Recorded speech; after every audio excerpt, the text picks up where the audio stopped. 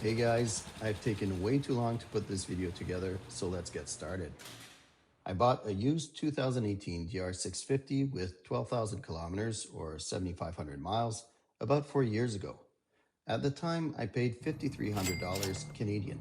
Here are the upgrades I did over the past 4 years, which by the way is the longest I've kept any bike, and recently I bought my 29th bike. More to come on that later. Spoiler alert, there's no rally tower, 790 big bore kit, turbo, or even suspension upgrades. Even if it's one of the most common complaints about the DR, I actually love the stock suspensions. The bike came with a set of Pro Taper fat bars and 2-inch risers, the Suzuki skid plate, and a rear rack that appears to be from a KTM catalog. That's where the free mods stop. I bought the Acerbis, or you can pronounce it however you feel. Someone will complain you're not pronouncing it right anyways. The neoprene covers to help protect the fork tubes and seals from dirt, and so far, after 40,000 kilometers or 25,000 miles, seals are intact, so it seems to be working well. I also installed the front fender brace to allow strapping a toolkit to it. To protect the engine, I added cheap case guards. So far so good on that as well, except for one side that has faded quite a bit, but it now matches the header. Being 6'1", my next priority was improving comfort.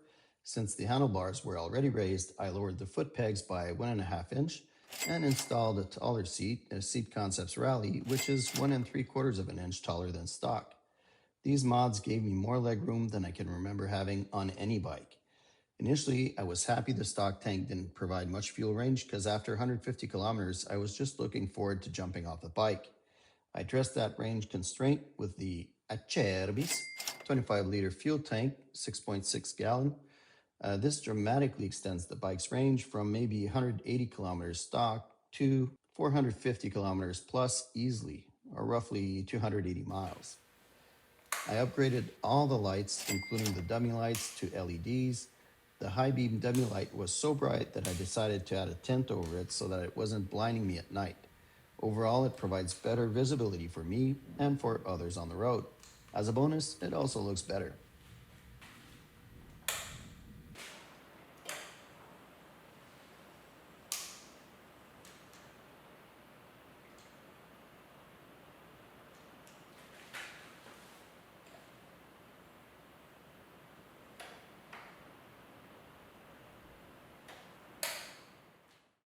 Purely for cosmetic reasons, I replaced the white headlight cowl and the front fender for black ones.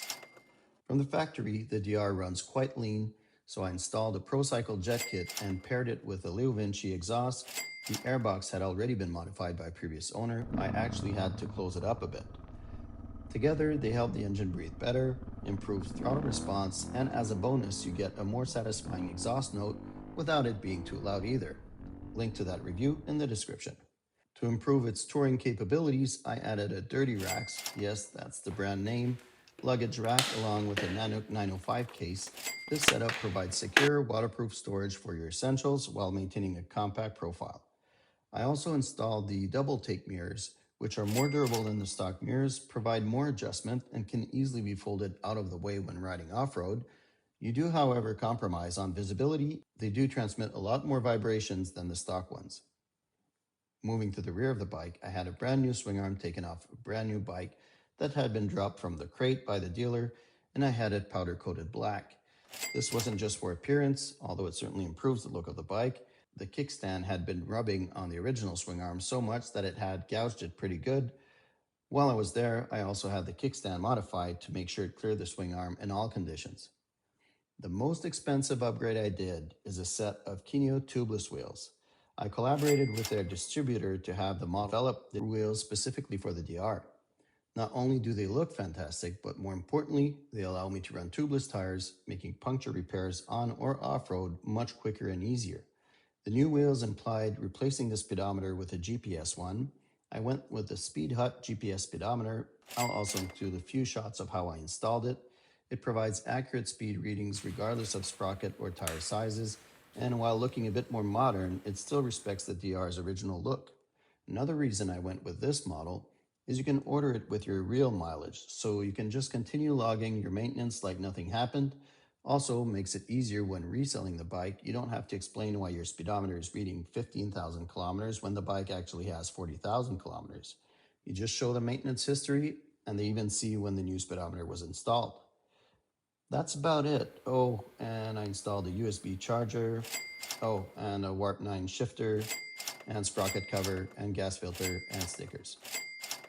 Overall, this build reflects what I wanted from a DR650, a simple, reliable motorcycle that could handle long-distance touring as well as true off-roading and commuting with the same ease.